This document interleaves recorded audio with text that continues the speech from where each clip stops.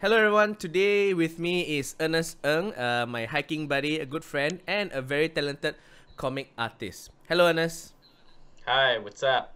Okay, what is up is your Covidball manga parody blowing up in Malaysia. A lot of people sharing the comic. You've been interviewed by almost every form of mass media available. I think you're only due to appear on Astro Awani soon to talk about your manga. How does it feel, man, to be on the cusp of something so viral, something so funny and so entertaining? Uh, to be honest, I still do not know how to deal with it. Like for reals, because everyone's talking about it. To a point that new episodes are expected like almost every week. But the thing is like, people tend to forget that I'm kind of like doing this for fun only. So Mm. they're like kind of, like hey, when's the next episode? It's great lah when they're asking for all of this, but. I have other responsibilities also, but I'm trying my best to release once a week. So I would like to thank everyone for their patience. Yeah, Yeah. I think a lot of people have taken sort of like ownership of the comic. Like it is ours. It's Malaysia's treasure. And I myself, even though we are friends, we talk to each other every day. I find myself anticipating the next Wow. episode, like week after week. I believe I told you this before. I follow this manga on Manga Fox, where Kingdom.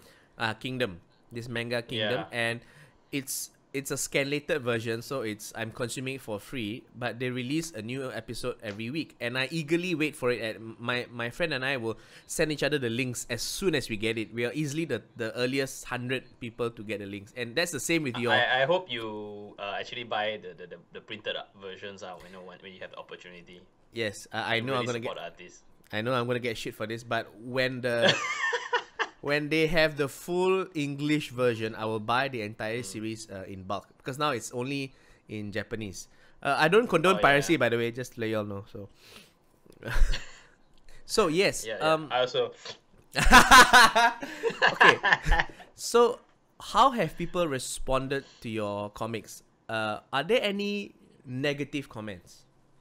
Uh negative there I don't know, it's very uncommon. I actually personally haven't seen them, but some people are telling me that there are people who are saying that oh, COVID-19 is not it's not a funny matter, it's not, it's a Oh, serious matter, you shouldn't be making fun of oh COVID-19. my God.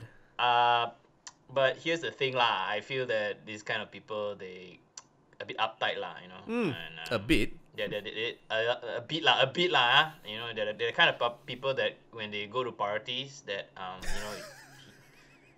they actually have a lot of people to talk to, if you know what I mean.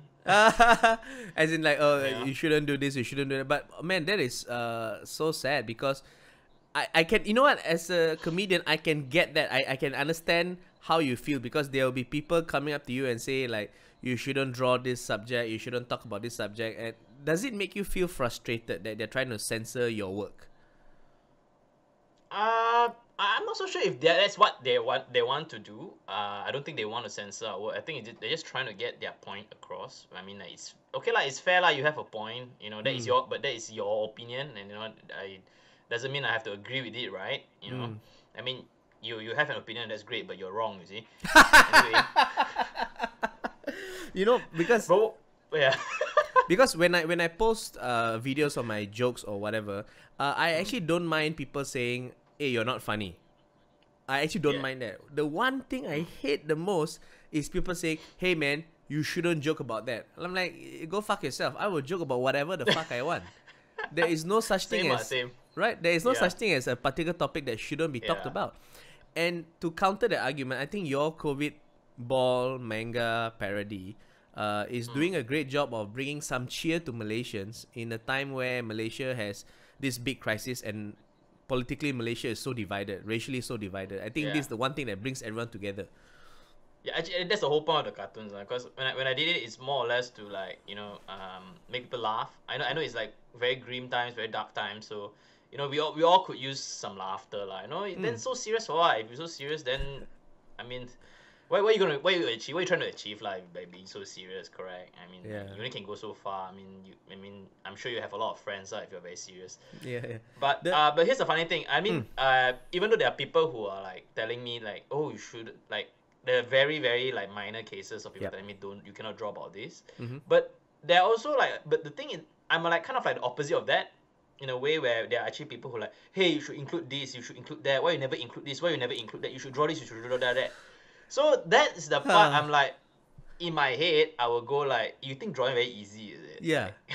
Like, I can draw whatever, cram every single thing that you want inside. I mean, I know that, you know, you wish these topics were addressed, but then if that were to happen, if you wish these topics to be addressed, then the solution is very simple. Draw yourself. Yeah. You just draw. Yes. I'm not stopping you. No one's stopping Yeah. you. Go go draw yourself. Like, why are you giving grief to this comic artist? He draws his own stuff. You just draw your own stuff. No, Ernest is not like blocking Facebook from putting up your stuff. Yeah, I mean, I'm not friends with Mark Zuckerberg at all. Yeah, I mean, you know, like, okay, again, just a parallel. Like, let's say I talk about the 1MDB case, right? I posted a video on YouTube and I got so much crap from crappy people, and most of them will say, "Hey, you talk about 1MDB. Why don't you talk about Lim Guan Eng's bungalow case?" Like, then you go and do it yourself, like. Why you asking me? I can talk about whatever I want. yeah, just we as creators, we just do whatever the shit we want lah. Like, why you're telling us what to do? You know, Right. you don't even pay us. Unless you're the guy who's paying me lah. You know, like every month you give me like 10K, then I'm like, oh yes, boss, I will draw about that. For you, you I know will what? draw about that. Ernest, I was the other day on the toilet crafting up witty replies to all these assholes, right? And I came up with this, right? So I think we can use this together, right? What we do is whenever someone makes a stupid complaint, not a complaint, a stupid complaint, what I'm gonna say is, hey man, I am so sorry you feel that way. Let me refund you. Give me your bank details and tell me how much you paid for this content. Oh shit! Yeah, I think I should do that. That'd Exactly. be so funny, and you maybe could, like, people who are really greedy, they will actually give you their bank details. Like, yes, this is my bank, and then you just feel, oh my god, that's so pathetic, man. Like, It'd be great you do it if for free, banks. now you're asking for money. Yeah, it'd be great Yeah. if banks allowed transactions of RM0, and then I can print it out, and then I can paste. I can comment on it. Okay, just now I mentioned that, you know, like, you are not telling other people what to do or what to post up, right? But I want to talk about plagiarism in the world of comic artists. Okay, now stealing material. piracy. Yeah, stealing material in the world of stand-up comedians is a big deal. I assume that is as big a deal in the comic artists world. Yeah, definitely. It's a big issue for cartoonists, and comic artists out there as well. Yeah. Okay, is there like is the issue more prevalent in Malaysia than in, say, the global world of comic artistry, or is Malaysia like relatively okay? I think it's the same everywhere. I mean, you see, like, you know, when you read mangas, you read the scanlations. It's basically on a global scale already. But it's great that you know, the official publishers for these comics, sometimes they do take actions, and they actually do release their own apps where you can actually read the manga for free on their app. Wow. Yeah. I think it's Shueisha, you know, the publishers for Shonen Jump. Okay. Yes. But I wanted to download the app lah. But honestly, the app is kind of buggy at the moment. So maybe once they do some fine tuning, I will actually support that, because I really like reading their mangas, and I want to support them. You know, and at the same time, yeah, if I have the opportunity, I would definitely buy the English versions. Like, you know, the whole, you know, the bus, the whole, what do you call it, an omnibus? I'm not Omnibus, the whole thing, yeah. Yeah, the whole thing. Yeah. So yeah, it's happening everywhere lah. I mean, like, for but the problem is, Malaysians kind of like have this lax kind of like mentality. Like, hey, it's just comics only, it's just drawings only, you know, like. Oh, okay, They don't see the effort and the hours that you put in, so they just rip it off and put it on their own pages again. That one kind of like, it hurts lah. It hurts the artist actually. You know, I understand that you didn't pay for it, and the artist didn't pay you to, you know, to help promote. I mean, the artist appreciates that you're promoting it lah, you know, in a sense. But for you to do that, kind of like, it's a little disrespectful. It's like, let's say you do your homework, right, for a teacher, and then after this guy just, like, you know, photostats everything, and then after give the teacher and say, this is my work, you know, and then the teacher, wow, you know, very good job, but instead of like praising you, you praise the guy that who, you know, photocopied your work. Yeah. And of course don't feel nice. And the teacher is quite stupid for not recognizing that this is a photocopied piece of paper. Yes. That you can tell. Anyway, actually, I was talking about plagiarism, not piracy. No, so okay. Obviously, piracy is bad. Don't pirate other people's work because, like, yeah, you will create a video and then the motherfuckers will just download the video on their own computer and then re-upload it as if they shot the video themselves. Like, just share the fucking thing. Yeah. Worse, they put their own watermark as if like it belongs to them. That's some bullshit right there. Okay. Yeah, it happens. Okay. It happens. But I just want to reiterate the fact that yes, I did confuse piracy and plagiarism. But let's talk about plagiarism now. You were going on and on like. What is? Oh, he thinks I'm talking of piracy. Yes. Okay. Yeah. Anyway, so, recently, when I think by the third or fourth episode or chapter of your Covidball, we chanced upon another comic artist who drew a very similar looking concept of the Covidball, where it was like the Covidball is a monster, or coronavirus is a monster trying to destroy everybody, and then our superheroes are coming to save them. How did you feel when you saw something like that and it's eerily similar to your own work? Okay, to be honest, the guy who did it, like, if you're referring to the same guy, it's actually my friend. You know, I actually know him personally. Right. I actually have visited him before. We hung out before. I mean, we're not super close, not often, but we are all in the same community of like comic artists now. So initially, it was flattering that it's okay to take inspiration of of another artist's work. You know, you say, wow, I want to create, like a version of mine, which is, that's great. You know, like I like to encourage that kind of thing. But it gets really weird when you kind of like take a lot of aspects of it, like a bit too similarly. Like you don't kind of like pre-package it to be your own style or your own kind of thematic thing, because the theme I was going for is like very battle shonen manga kind of style. And if anyone just like, hey, I just want to do a version like that, and then you start publishing like week after week after week, like what I'm doing, so it kind of makes me feel like, yes, competition is great, but at the same time, like there is a thing where, of you want to compete, also you create your own thing lah. You create your own, your own version of it, but not too similar. You see, you can create your own better one, but maybe in a different concept. Maybe in a like a pirate concept, like a warship kind of thing, or an army kind of thing, instead of like Dragon Ball kind of thing that which I was doing lah. Yeah. So it's for me, it was a very mixed feeling now when that happened. Because number one is a friend and I want to support him, but at the same time, it's like I'm like it gets weird because like, dude, I'm trying to like do something here right now, but you're putting out something. And for me, my concern was I was afraid people would feel confused, like when they see this different version of it, they'll think that's the same guy, because I've experienced that a lot, Oh, wow. in my whole life. People always like, hey, people confuse artists all the time. People confuse me as another YouTuber all the time. So it's like, sometimes you just have to like put a distinction there lah. And so when he's doing it like at the same time week after week like me, so if I upload one, then he upload one, he upload one, then people were like, hey, what's going on with the story? Then it kind of ruins it for him also if he's trying to do something, correct? Oh, that's but it hurts me more because it's like I started that concept first. So right. I didn't want to like ruin that whole vibe. But thankfully we did we did discuss about it, we did talk it out, and he said, yeah, okay.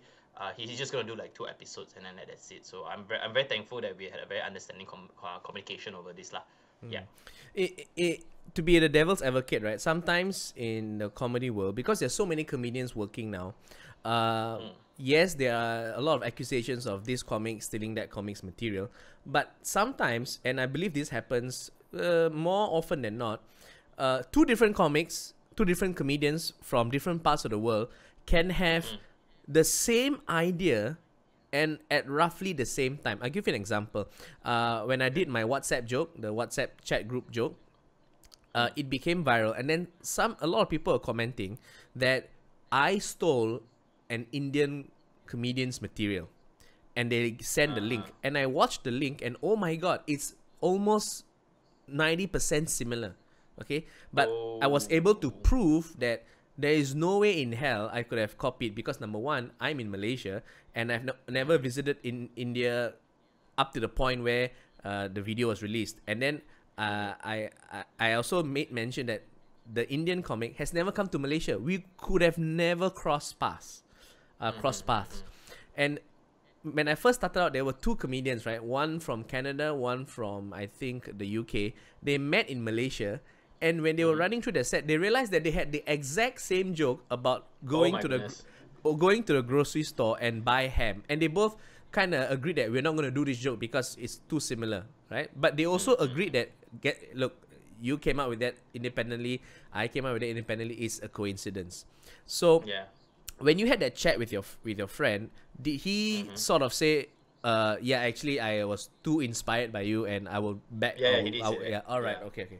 He said he was inspired by me, lah. I mean, which is great, lah. I mean, like that's great that if artists can inspire each other. But what I would say is that it's okay to inspire. It's okay to get inspiration, but at the same time, you have to find your own take on it, and don't try to follow too closely, because when that happens, right, you not only hurt the person that you're inspired from, you're actually hurting yourself, because you're not expanding yourself creatively, not finding a different angle.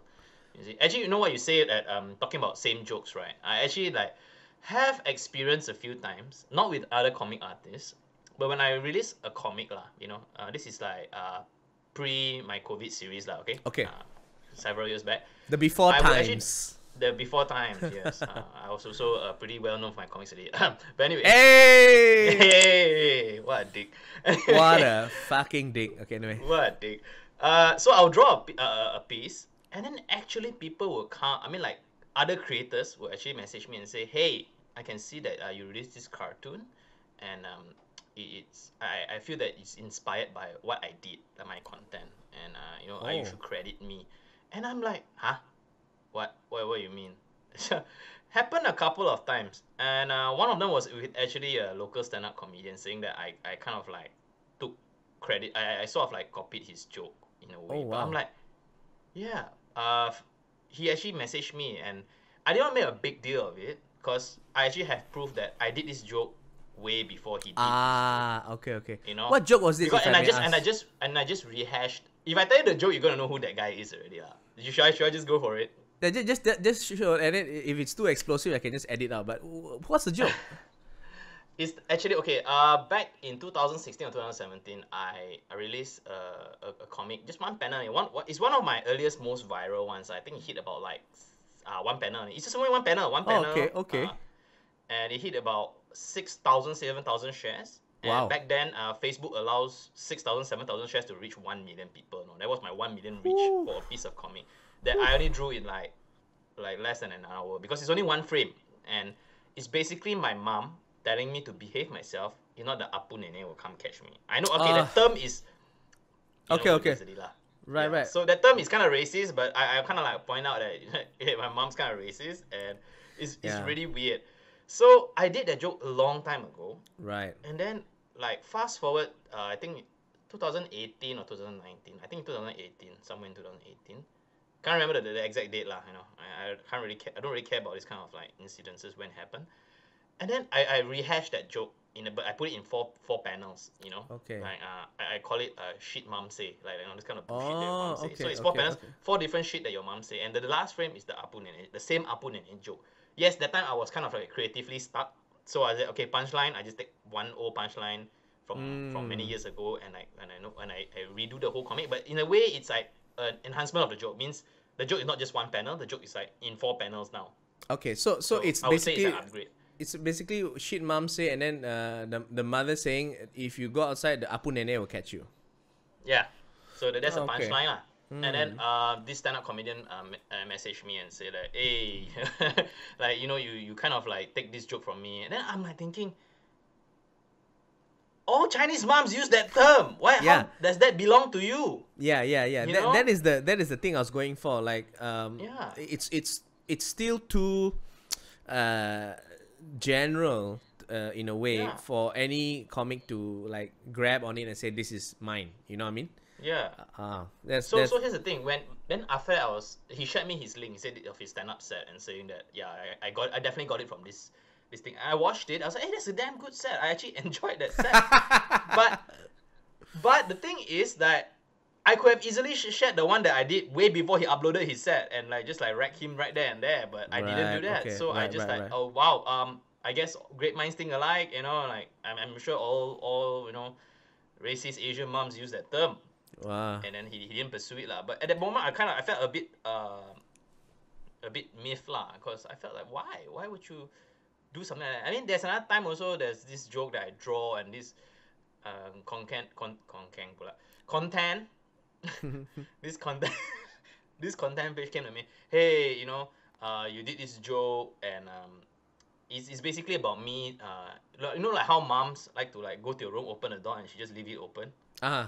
And yeah, my mom does that a lot, you know, when I was a kid. So I did a comic of that, 6 frames, like how am I just like sitting, and then my mom, you know, comes in and asks me to I'll come down for dinner, but then I bet she just walks away and doesn't close the door. So yeah, I think it was around the line of that. Then after that, this content page came to me and said that, hey, you copied us, and I'm like, wait, so only your mom does that, is it? Your mom is exclusively special in that way that she's the only person in the entire planet that leaves the door open. Like, come on lah. If a joke like a very specific one lah, okay, like it can only happen to you, that those kind of like specific oriented kind of jokes, I get it. Yes, you know, like you could have copied it. You know, like for me when I draw the joke about the political bakery, about when you know, Najib and Mahathir was buying bread at the bakery. Yeah.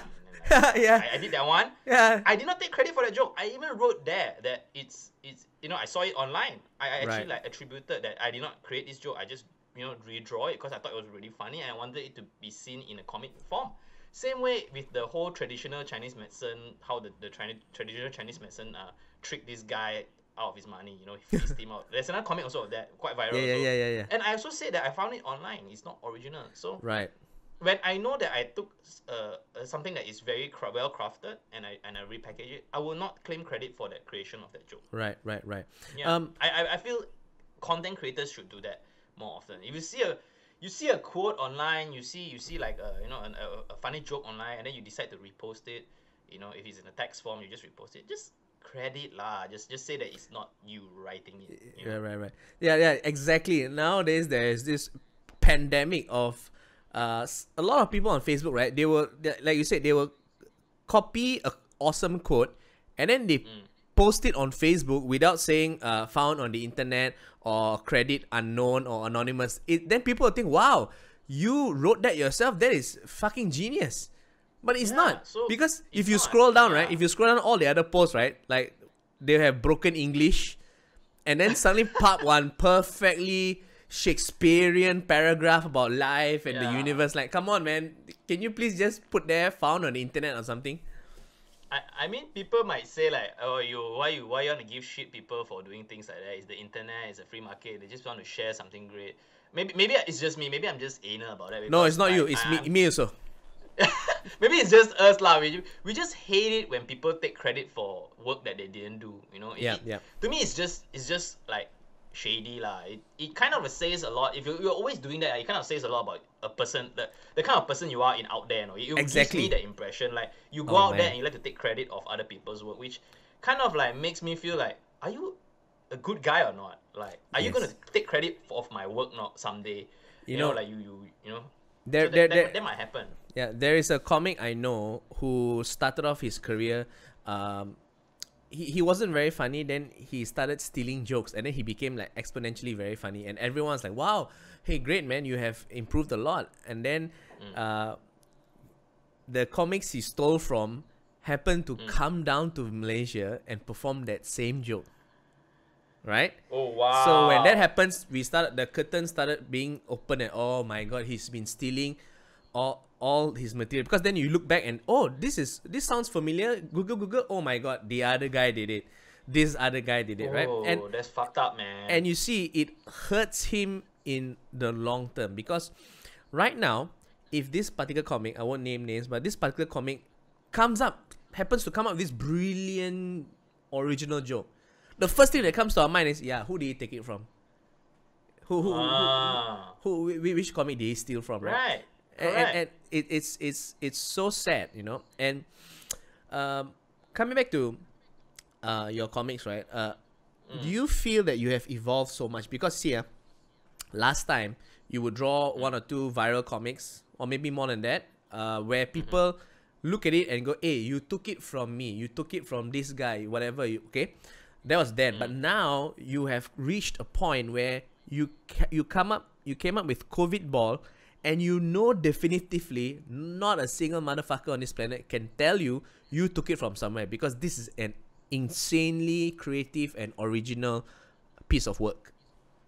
I think it's basically because there is a progression to it. I did not come up with Covidball, like this kind of like a global pandemic in a manga format. You see, so Right. I know I'm not.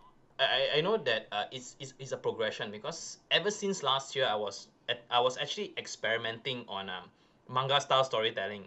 Oh, Because okay. from since last year already, the end of last year, I was experimenting on that. So if people who have been following my page, they would realize that I did a little bit of comics that is sort of like, wow, like with all the Japanese sound effects and Japanese, those Yes, kind of yes, Japanese yes. manga kind of like feel lah. So I've been actually like developing it and seeing, like, I was just testing water, test. Then only that's how the Covidball came along. So that's how I know that when I was doing this experimentation, when I consume a lot of social media, a lot of content online, and I see that no one's doing it, so I'm like, just continue doing it lah. So when I Yes, come yeah. out it and someone else come out it, then it's like, dude, this format that I'm doing, it's not overnight one. It's Right. sort of like months and months of like trial and Exactly. error. Exactly. Yeah, so that's how I will know. Yeah, right.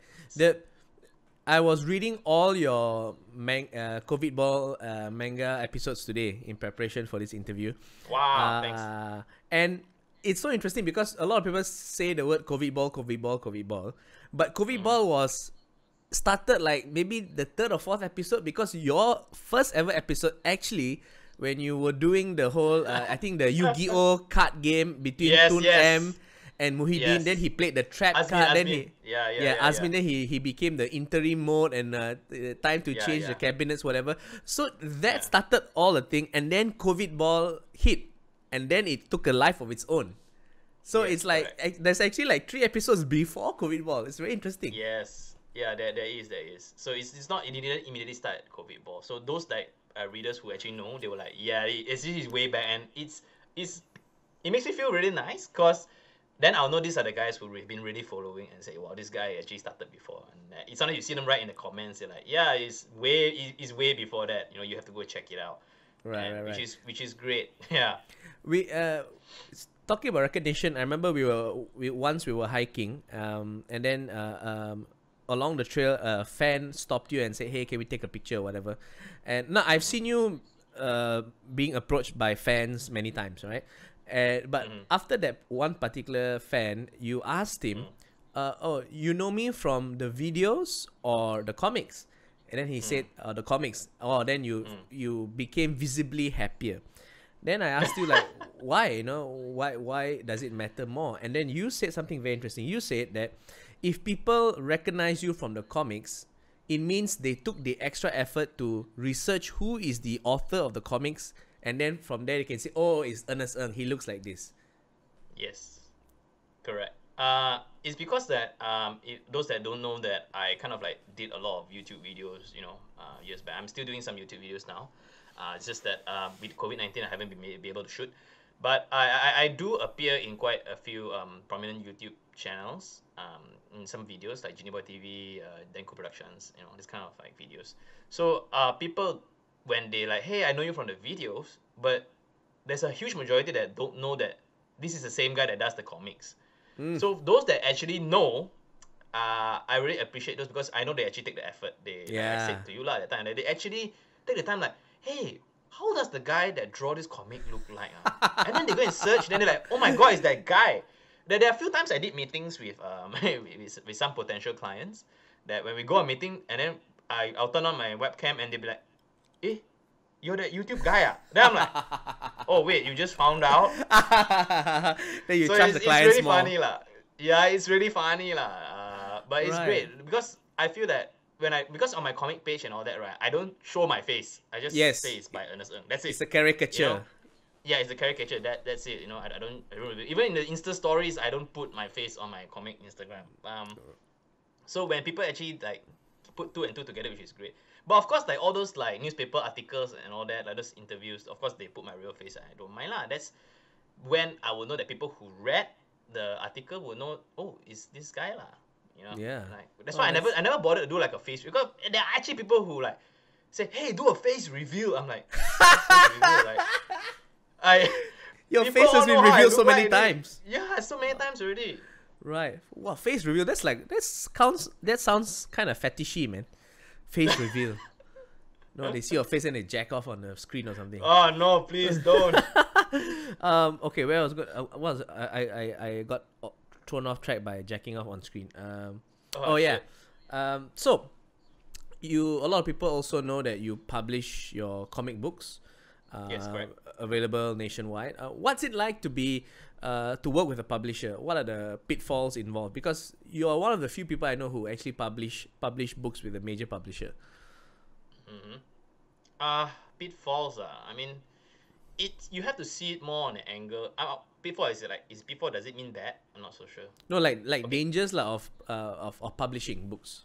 Oh, dangers of publishing books. I guess like if you want to work with a publisher, you already have to know you have to really know and understand that it's a business thing.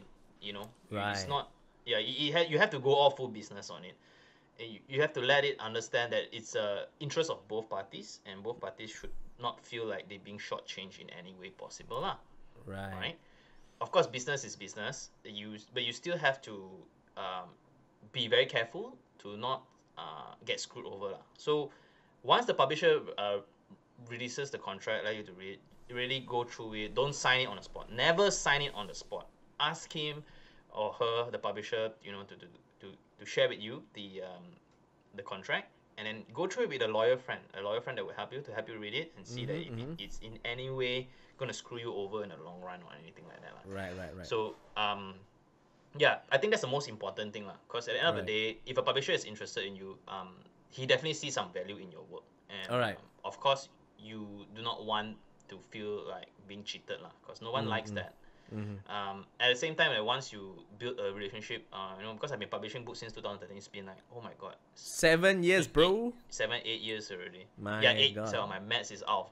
Yeah, 7 years. So you have to build that kind of. You're right. relationship. Actually, sorry, almost Yeah. 8 years. You're right. Sorry. Really? Yeah. Oh, Yeah, 8 okay. years. Yeah. My maths has left me. So you have to build that kind of friendship. You have to build that kind of relationship. That kind of trust that you have. You see? Right. Yeah. So you know- it's a two-way kind of thing, lah. Yeah. You know, when I get asked in interviews like, how do you feel about your career choice? Did your mother get upset, whatever? And then I will say that, look, you know, like 10 years ago, nobody knew how the world would turn out to be, right? And I always frequently say that once I made the jump into comedy and entertainment, I met a lot of other people who are successful despite pursuing non-traditional career paths. Like I always say that 15 years ago, if a teenager came out and said, which career should I choose, YouTuber or oil and gas, every adult would say go to oil and gas. But now Correct. oil and gas is in the shits for a long period of time, and YouTubers are making a lot of money. And it's very refreshing for me because as a person going out into the entertainment world, I see comic artists, YouTubers, people like Jen doing so well. You know, it validates, you know, our own decisions, right? So Yeah. how do you feel about people wanting to change their careers and going into something so un-Asian family friendly like as being a comic artist? Okay. Here's the thing. I mean, I really like people who like aspire to be, you know, to follow their dreams and things like that. But it has to come with a certain form of like, you need to stay grounded, lah. You know, don't like, oh my god, I'm gonna quit my job tomorrow and be like a cartoonist. I'm gonna quit my job tomorrow and be a stand-up comedian. I'm gonna quit my job tomorrow and be a YouTuber. Without a plan, then you're basically gonna screw yourself over. So have a plan, lah. Because the day when I quit my job at the media company to do comic full time, I basically like made sure I told myself I need to save X amount of money, this amount of money, and then I give myself 1 year to see what happens. Yeah. If it doesn't, I'm gonna get back to work, you know, because Right. I ain't got Yes. time Yeah. to like, you know, to muck around and chase something that is not gonna work out. So yes, you should develop on something that you believe in, that you know that you have talent in lah. You know, develop that thing that you're really good at. You know, and it's it's not gonna be easy. That's what I'm gonna say. The people who want to draw comics, like for me, like I've been drawing comics for so long, and you could say that Covidball is like one one of my, I don't know, I wouldn't say it's first, but one of my breakthroughs that I'm getting. You know, so it takes a lot of effort and time to like achieve this sort of like, you know, level of people paying attention to your work, because that's the Yeah. hardest. The first part is the hardest. You want to like, I'm sure that you draw your first piece of comic, you put it online, then you like start building castles in the air, like, oh my god, it's gonna like have like, it's gonna be a viral hit immediately. No, it won't. No, it won't. You have to believe, like, you have to really understand that no, it won't. If it does, good for you. But and then you should like capitalize on it. But that's also a dangerous thing, because you might like start to think that you're a fucking genius or something. Yeah. Yeah. But you know, you start to think like, then after like the subsequent work don't achieve the amount of virality, then you start to get demotivated. Oh my So god. I Right. believe, yeah. So I It's so believe that similar. you, Right. yeah. Yeah. For me, Yeah. when I first published my comic, I was, to be honest, my intention was also quite whacked up that time. I was like thinking to myself, oh man, a lot of people gonna read these stories. You know, I'm gonna be famous, blah blah blah. And I almost gave up after 2 months. You see, and I was like very demotivated myself. 2 months starting Mm. back in 2010. Then I told myself, you know, I read this thing. I was following this blogger lah. Back then, my blogging was still a thing lah. And she's also a comic artist, and she wrote an article about when someone, she did an FAQ, and someone, she's from Canada, Ellie Brosh, and if I ever had the opportunity to meet her, I would like to thank her lah, because she really brought me out of that the demotivated spot. Because in one of the FAQ, someone asked her, what keeps you, I mean, why do you keep drawing, how do you keep drawing? And she wrote Mm. there that I draw it because I like it. Mm. You know, I don't care if people read it or not. Right. So that's when I start to take that mindset and like, yeah, I draw it because I like it. You know, and I know I can draw. I've practiced many years since I was 5. So I just kept going at it without thinking on the virality, or without thinking on that on being famous or not. Because I believe to achieve any success or any level of like you know, proness lah, what gamers would say, I want to be a pro. You gotta suck at first lah. So really try to suck for 1 year first. Just Mm. suck only. Just suck first. It sounds quite kinky. Yeah. It is fascinating how the initial journey is very similar to a lot of the new open micers. They come on the stage, and because it's their first time on stage, the crowd gives them a bit more leeway. They applaud louder, they cheer louder. And then after that first gig high, the next 2 times or 3 times they come, they bomb very badly. And then they vanish from the scene completely. They don't ever come back, you know, because it takes a certain it takes a certain thick skinness to be able to remain in the game, right? Recently, Yeah. I read somewhere where I watched an ad where this advertising agency said, "This is a life of rejection," and I think that's very very true. When you do Yeah. that's what nobody talks about when you join a career in the arts, right? You will be rejected 100 times more than you get accepted. Because you know why or not? Because we are in a line, this creative line, right? That we have to constantly prove that we can do it. Oh my You god, know? yes. To You will not question constantly prove. yeah. Yeah, yes, exactly. You will not get questions from you won't get this kind of questions with a doctor or a mechanic or lawyer. You won't ask them like, hey, you can still practice, you know, hey, you sure you can do this surgery, you know, are you good at this surgery? Can you Like, fly they this won't plane? even yeah. Hey, even pilots have to take like tests every 6 months or something, right? To prove that they can still do it. But no one asked them that. You know, but comic artists like, this guy can still do it. No, I don't think you know. Like, oh, can you make, like, we have to constantly prove that we can do it. So it's a never ending thing. So you want to get in this line, you have to really be prepared for this stereotype lah, for this, what you call that, mindset that most people will have lah. It's like you're only as good as your previous Last work. gig. Yeah, Yes, last work. correct. Oh man, it's so hard. That Okay. is so true. Okay, what else? Oh yeah. So when I first started hanging out with you, some of the comics you drew touched a bit on social issues in Malaysia, maybe some socio-economical and political issues in Malaysia, and then we had a chat about it, and then after a while, you kind of stopped talking about social stuff, and then I asked you why, and then you said that you don't like the idea of people using your comics to weaponize them and further their own agenda. Do you remember this? Yes, I remember that, and I still believe in that. Cause, alright, I remember back then when my comics, my political comics were quite opinionative, like very very strongly. You can see it's very opinionated, and it, of course, people have two different there's two different spectrums of everyone's opinion. So some people were like, yeah, you know, that's what I want to say, but some people like, you cannot say that, you know, it's like it's offensive. And then that's when, like, but back then I was more like brazen. I just like, you know, I don't care, you know, this is something that people should know because it's my opinion. Right. And then it started to build a following. There'll be a group of people that don't like me, then there'll be a group of people that like really like support like what I'm trying to say. Of course, I don't go for unpopular because it's basically my opinion anyway. Right. I won't go for unpopular stuff lah, you know. But the thing is like then after people start to use it like to be racist, you know, to be anti certain religion, which I feel that, hey, that's not what I'm trying to do. And when they do that, it kind of like put me in a bad spot because it makes me feel like the assholes underneath.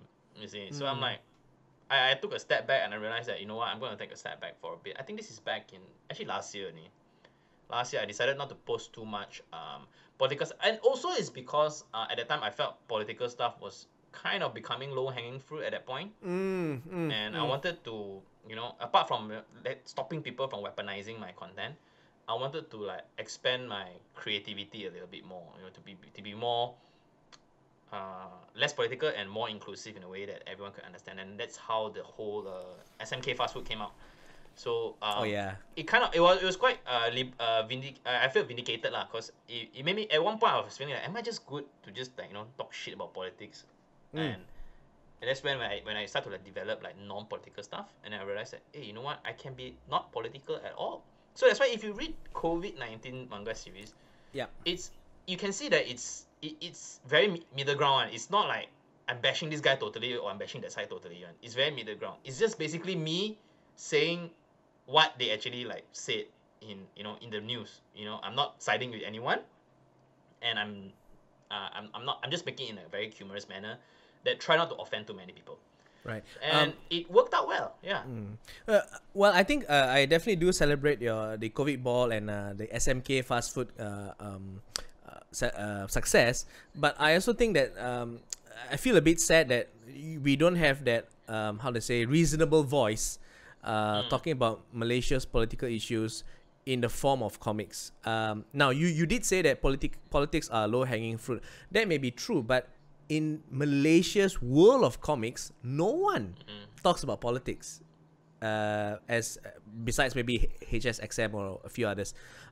So I think my opinion is that you can do the COVID balls and the SMK fast foods, and also at the same time touch on political stuff which you yourself find that you need to talk about. I don't think it's mutually exclusive. I don't think that if you do Covidball, you cannot do politics, or if you do politics, you can't do Covidball. I think you are talented enough to do both, and I think it's important that artists do both, because my own how to say code or my own personal ethos is that I will never ever pander.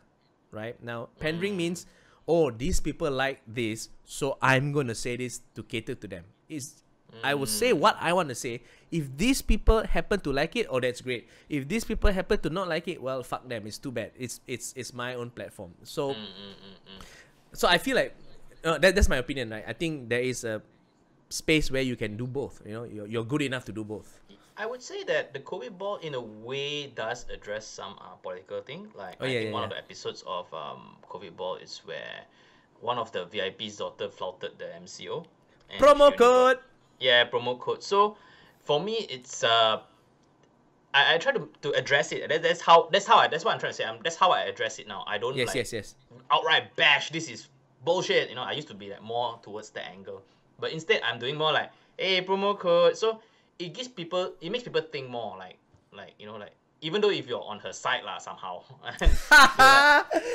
you'll be Many like, of them. yeah, that's kind of not fair, man. You know, you make Yeah, people yeah, think yeah, a yeah. little bit more. So that's how I'm trying to tackle the political side of the comics right now lah. Yeah. Like I think in one of my first episodes of COVID, when COVID first appeared, there was this scene where when COVID appeared, and then after that, like our current prime minister decided to play golf before actually addressing the whole issue, you know. And for me, my opinion is like, nah, that's kind of like bad timing lah to decide to go and play golf Right. on that day when we have a crisis going on. So I did that one frame. I just in one frame, he just he was holding his golf club, hand behind his head, just chuckling, and like, hey, COVID, can we just fight on Monday? You know. Yeah. So in That's a way, great. I'm not like outright saying that he's bad or what he's doing is like, you know, you fucking stupid or what. No, I'm not saying that. You know, it's more or less like he decides to go and play golf on Sunday and only decides to handle the case on Monday. What do you think? You know, so that kind of like make people like think better lah.